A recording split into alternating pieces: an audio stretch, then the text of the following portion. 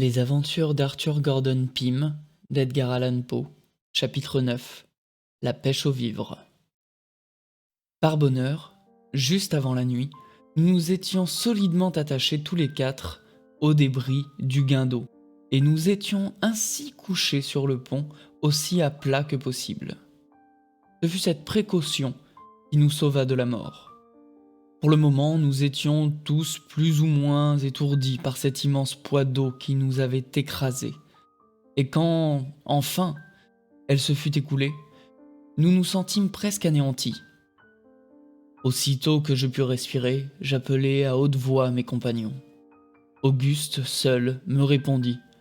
« C'est fait de nous, que Dieu ait pitié de nos âmes !»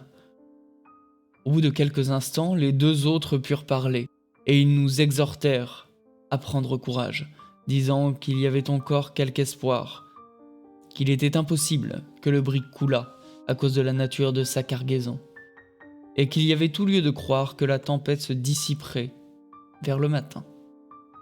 Ces paroles me rendirent la vie, car, quelque étrange que cela puisse paraître, bien qu'il fût évident qu'un navire chargé de barriques vides ne pouvait pas sombrer, j'avais eu jusqu'ici l'esprit si troublé que cette considération m'avait complètement échappé, et c'était le danger de sombrer que je considérais depuis quelque temps comme le plus imminent. Sentant l'espérance revivre en moi, je saisis toutes les occasions de renforcer les amarres qui m'attachaient aux débris du guindeau, et je découvris bientôt que mes compagnons avaient eu la même idée, et en faisaient autant. La nuit était aussi noire que possible, et il est inutile d'essayer de décrire le fracas étourdissant et le chaos dont nous étions enveloppés. Notre pont était au niveau de la mer, ou plutôt nous étions entourés d'une crête, d'un rempart d'écume dont une partie passait à chaque instant par-dessus nous.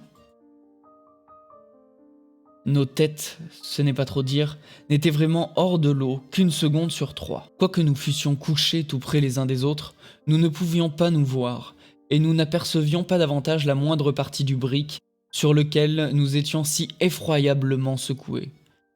Par intervalles, nous nous appelions l'un l'autre, nous efforçant ainsi de raviver l'espérance et de donner un peu de consolation et d'encouragement à celui de nous qui pouvait en avoir le plus besoin. L'état de faiblesse d'Auguste faisait de lui un objet d'inquiétude pour les autres, et comme, avec son bras droit déchiré, il devait lui être impossible d'assujettir assez solidement son amarre, nous nous figurions à chaque instant qu'il allait être emporté par-dessus bord. Quant à lui prêter secours, c'était une chose absolument impossible. Très heureusement, sa place était plus sûre qu'aucune des nôtres, car la partie supérieure de son corps étant justement abritée par un morceau de guindeau fracassé, la violence des lames qui tombaient sur lui se trouvait grandement amortie. Dans toute autre position que celle-là, et il ne l'avait pas choisie, il y avait été jeté accidentellement après s'être attaché dans un endroit très dangereux. Il eût infailliblement péri avant le matin. Le brick, comme je l'ai dit, donnait beaucoup de la bande et grâce à cela, nous étions moins exposés à être emportés que nous ne l'eussions été dans un cas différent. Le côté par où le navire donnait de la bande était, comme je l'ai remarqué, celui de bâbord, et la moitié du pont, à peu près, était constamment sous l'eau. Conséquemment, les lames qui nous frappaient à tribord étaient en partie brisées par le côté du navire, et couchées à plat sur le visage, nous n'en attrapions que de grosses éclaboussures. Quant à celles qui nous venaient par bâbord, elles nous attaquaient par le dos, et n'avaient pas, en raison de notre posture, assez de prise sur nous pour nous arracher à nos amarres. Nous restâmes couchés dans cette affreuse situation jusqu'à ce que le jour vînt nous montrer plus clairement les horreurs dont nous étions environnés. Le brick n'était plus qu'une bûche, roulant çà et là à la merci de chaque lame. La tempête augmentait toujours. C'était un parfait ouragan, s'il en fut jamais, et nous ne voyions aucune perspective naturelle de délivrance. Pendant quelques heures, nous gardâmes le silence, tremblant à chaque instant, ou que nos amarres ne cédassent, ou que les débris du guindeau ne filassent par-dessus bord, ou qu'une des énormes lames qui mugissaient autour de nous, au-dessus de nous, dans tous les sens, ne plongeât la carcasse si avant sous l'eau, que nous fussions noyés avant qu'elle pût remonter à la surface. Cependant, la miséricorde de Dieu nous préserva de ces imminents dangers, et vers midi, nous fûmes gratifiés de la lumière bénie du soleil. Peu de temps après, nous nous aperçûmes d'une diminution sensible dans la force du vent, et pour la première fois depuis la fin de la soirée précédente, Auguste parla et demanda à Peters, qui était couché tout contre lui, s'il croyait qu'il y eut quelque chance de salut. Comme le métis ne fit d'abord aucune réponse à cette question, nous conclûmes tous qu'il avait été noyé sur place. Mais bientôt, à notre grande joie, il parla, quoique d'une voix très faible, disant qu'il souffrait beaucoup. Il était comme coupé par les amarres qui lui serraient étroitement l'estomac, et qu'il lui fallait trouver le moyen de les relâcher ou mourir, parce qu'il lui était impossible d'endurer cette torture plus longtemps. Cela nous causa un grand chagrin, car il ne fallait pas songer à venir à son secours, tant que la mer continuerait à courir sur nous comme elle le faisait. Nous l'exhortâmes à supporter ses souffrances avec courage, et nous lui promîmes de saisir la première occasion qui s'offrirait pour le soulager. Il répondit qu'il serait bientôt trop tard, que ce serait fait de lui avant que nous pussions lui venir en aide. Et puis, après avoir gémi pendant quelques minutes, il retomba dans son silence, et nous conclûmes qu'il était mort. Aux approches du soir, la mer tomba considérablement. C'était à peine si dans l'espace de 5 minutes, plus d'une lame venait briser sur la coque du côté du vent. Le vent s'était aussi beaucoup calmé, quoiqu'il soufflât encore grand frais. Je n'avais entendu parler aucun de mes camarades depuis plusieurs heures. J'appelai alors Auguste. Il me répondit, mais si faiblement que je ne pus pas distinguer ce qu'il disait.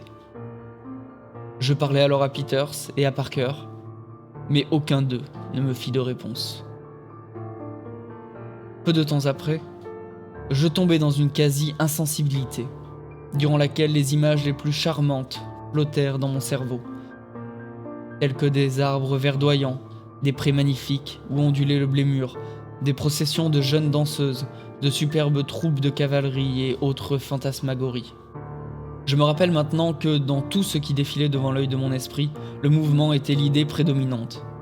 Ainsi, je ne rêvais jamais d'un objet immobile, tel qu'une maison, une montagne ou tout autre du même genre, mais des moulins à vent, des navires, de grands oiseaux, des ballons, des hommes à cheval, des voitures filant avec une vitesse furieuse et autres objets mouvants se présentaient à moi et se succédaient interminablement. Quand je sortis de ce singulier état, le soleil était levé depuis 1 heure, autant que je pus le deviner. J'eus la plus grande peine à me souvenir des différentes circonstances qui se rattachaient à ma situation, et pendant quelque temps je restai fermement convaincu que j'étais toujours dans la cale du brick, près de ma caisse, et je prenais le corps de Parker pour celui de Tigre. Lorsque j'eus enfin complètement recouvré mes sens, je m'aperçus que le vent n'était plus qu'une brise très modérée, et que la mer était comparativement calme, de sorte qu'elle n'embarquait plus sur le brick que par le travers. Mon bras gauche avait rompu ses liens et se trouvait gravement déchiré vers le coude. Le droit était complètement paralysé, et la main et le poignet prodigieusement enflés par la pression du cordage qui avait agi depuis l'épaule jusqu'en bas. Je souffrais aussi beaucoup d'une autre corde autour de la taille, qui avait été serrée à un point intolérable. En regardant mes camarades autour de moi, je vis que Peters vivait encore, bien qu'il eût autour des reins une grosse corde serrée si cruellement qu'il avait l'air presque coupé en deux. Aussitôt que je bougeai, il me fit un geste faible de la main en me désignant la corde. Auguste ne donnait aucun symptôme de vie, et était presque plié en deux en travers d'un éclat de guindeau. Parker me parla quand il me vit remuer et me demanda si j'avais encore assez de force pour le délivrer de sa position, me disant que si je voulais ramasser toute mon énergie et si je réussissais à le délier, nous pouvions encore sauver nos vies, mais qu'autrement nous péririons tous. Je lui dis de prendre courage et que je tâcherais de le délivrer. Tâtant dans la poche de mon pantalon, je pris mon canif et après plusieurs essais infructueux, je réussis à l'ouvrir. Je parvins alors avec ma main gauche à débarrasser mon bras droit de ses amarres et je coupai ensuite les autres cordes qui me retenaient. Mais en essayant de changer de place, je m'aperçus que mes jambes me manquaient entièrement et que je ne pouvais me relever. Il m'était également impossible de mouvoir mon bras droit dans un sens quelconque. Je le fis remarquer à Parker, qui me conseilla de rester tranquille pendant quelques minutes en me tenant au guindeau avec la main gauche.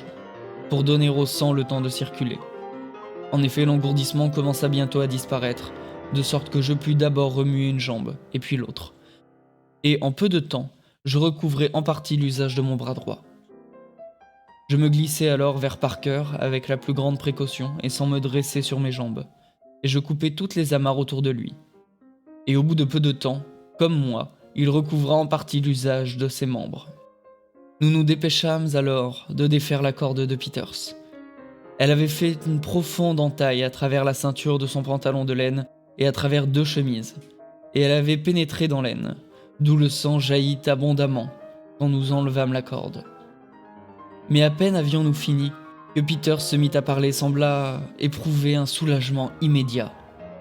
Il était même capable de se remuer beaucoup plus aisément que Parker et moi, ce qu'il devait sans aucun doute à cette saignée involontaire. Auguste ne donnait aucun signe de vie et nous avions peu d'espoir de le voir reprendre ses sens.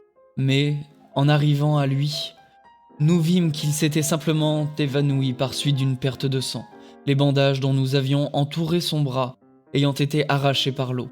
Aucune des cordes qui le retenaient au guindeau n'était suffisamment serrée pour occasionner sa mort.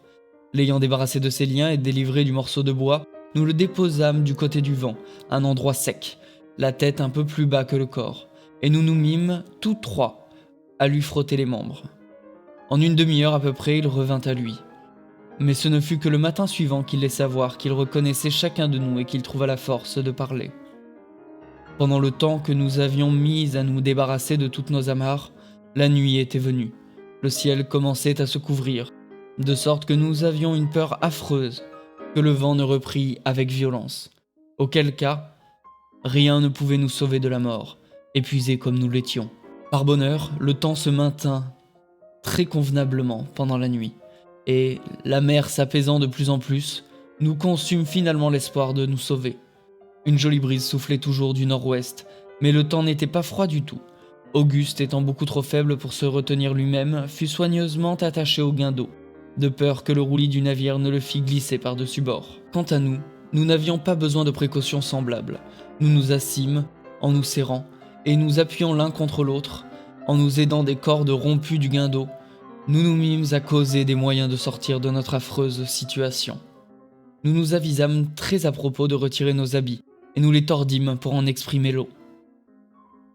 Quand ensuite nous les remîmes, ils nous parurent singulièrement chauds et agréables, et ne servirent pas peu à nous rendre de la vigueur. Nous débarrassâmes Auguste des siens, nous les tordîmes pour lui, et il en éprouva le même bien-être. Nos principales souffrances étaient maintenant la faim et la soif, et quand nous pensions aux moyens futurs de nous soulager à cet égard, nous sentions le cœur nous manquer, et nous en venions même à regretter d'avoir échappé aux dangers moins terribles de la mer. Nous nous efforçâmes cependant de nous consoler, avec l'espoir d'être bientôt recueillis par quelque navire, et nous nous encourageâmes à supporter avec résignation tous les maux qui pouvaient nous être encore réservés. Enfin, l'aube du 14 parut, et le temps se maintint clair et doux, avec une brise constante mais très légère du nord-ouest. La mer était maintenant tout à fait apaisée, et comme, pour une cause que nous ne pûmes deviner, le brick ne donnait plus autant de la bande. Le pont était comparativement sec, et nous pouvions aller et venir en toute liberté. Il y avait alors plus de 3 jours et 3 nuits que nous n'avions rien bu ni mangé. Et il devenait absolument nécessaire de faire une tentative pour se procurer quelque chose d'en bas. Comme le brick était complètement plein d'eau, nous nous mîmes à l'œuvre avec tristesse, et sans grand espoir d'attraper quelque chose. Nous fîmes une espèce de drague en plantant quelques clous, que nous arrachâmes aux débris du capot d'échelle dans 2 pièces de bois. Nous les assujettîmes en croix, et, les attachant au bout d'une corde, nous les jetâmes dans la cabine, et les promenâmes çà et là, avec le faible espoir d'accrocher quelque article qui pût servir à notre nourriture, ou du moins nous aider à nous la procurer. Nous passâmes la plus grande partie de la matinée à cette besogne, sans résultat. Et nous ne pêchâmes que quelques couvertures que les clous accrochèrent facilement. Notre invention était vraiment si grossière que nous ne pouvions guère compter sur un meilleur succès. Nous recommençâmes l'épreuve dans le gaillard d'avant, mais sans plus de résultat, et nous nous abandonnions déjà au désespoir. quand Peter s'imagina de se faire attacher une corde autour du corps et d'essayer d'attraper quelque chose en plongeant dans la cabine. Nous saluâmes la proposition avec toute la joie que peut inspirer l'espérance renaissante. Il commença immédiatement à se dépouiller de ses vêtements, à l'exception de son pantalon, et une forte corde fut soigneusement assujettie autour de sa taille, que nous nous ramenâmes par-dessus ses épaules de manière à l'empêcher de glisser. L'entreprise était pleine de difficultés et de dangers, car, comme nous n'espérions pas trouver grand-chose dans la chambre, à supposer même qu'il y eût encore quelques provisions, il fallait que le plongeur, après s'être laissé descendre, fit un tour à droite et marcha sous l'eau à une distance de 10 ou 12 pieds, à travers un passage étroit, jusqu'à la cambuse, revint enfin, sans avoir pu respirer. Tout étant prêt, Peters descendit dans la cabine en suivant l'échelle, jusqu'à ce que l'eau lui atteignît le menton. Alors il plongea la tête la première, tourna à droite, après avoir plongé, et s'efforça de pénétrer dans la cambuse. Mais à la première tentative, il échoua complètement. Il n'y avait pas une demi-minute qu'il avait disparu que nous sentîmes la corde secouer violemment. C'était le signal convenu pour le retirer de l'eau, quand il le désirerait. Nous le tirâmes donc immédiatement, mais avec si peu de précaution que nous le meurtrîmes cruellement contre l'échelle. Il ne rapportait rien avec lui, et il lui avait été impossible d'aller au-delà d'un des très petits espaces à travers le couloir à cause des efforts constants qu'il lui fallait faire pour ne pas remonter et flotter contre le pont. Quand il sortit de la cabine, il était très épuisé, et dut se reposer 15 bonnes minutes avant de se hasarder à redescendre. La seconde tentative fut encore plus malheureuse, car il resta si longtemps sous l'eau sans donner le signal que, nous sentant fort inquiets pour lui, nous le tirâmes sans plus attendre. Il se trouva qu'il était au moment d'être asphyxié. Le malheureux avait déjà, dit-il, secoué la corde à plusieurs reprises, et nous ne l'avions pas senti. Cela tenait sans doute à ce qu'une partie de la corde s'était accrochée dans la balustrade au pied de l'échelle. Cette balustrade était un tel embarras que nous résolûmes de l'arracher avant de procéder à une nouvelle tentative. Comme nous n'avions aucun moyen de l'enlever, excepté à la force des bras, nous descendîmes tous les 4 dans l'eau, aussi loin qu'il nous fut possible, et, donnant une bonne secousse à nos forces réunies, nous réussîmes à la jeter à bas. La troisième tentative ne réussit pas mieux que les 2 premières, et il devint évident que nous ne pourrions rien obtenir par ce moyen sans le secours de quelque poids qui servit à maintenir le plongeur et à l'affermir sur le plancher de la cabine, pendant qu'il ferait sa recherche. Nous regardâmes longtemps autour de nous pour trouver quelque chose propre à remplir ce but. Mais à la fin, nous découvrîmes, à notre grande joie, un des porte-haubans de misaine, du côté du vent, qui était déjà si fortement ébranlé que nous n'eûmes aucune peine à le détacher entièrement. Peters, l'ayant solidement assujetti à l'une de ses chevilles, opéra alors à sa 4e descente dans la cabine, et cette fois réussit à se frayer un chemin jusqu'à la porte de la cambuse. Mais avec un chagrin inexprimable, il la trouva fermée et fut obligé de revenir sans avoir pu y pénétrer, car en faisant les plus grands efforts, c'était tout au plus s'il pouvait rester 1 minute sous l'eau. Nos affaires prenaient décidément un caractère sinistre, et nous ne pûmes, Auguste et moi, nous empêcher de fondre en larmes en pensant à cette foule de difficultés qui nous assiégeaient et à la chance si improbable de notre salut. Mais cette faiblesse ne fut pas de longue durée. Nous nous agenouillâmes et nous priâmes Dieu de nous assister dans les nombreux dangers dont nous étions assaillis. Et puis, avec une espérance et une vigueur rajeunies, nous nous relevâmes, prêts à chercher encore et à entreprendre tous les moyens humains de délivrance.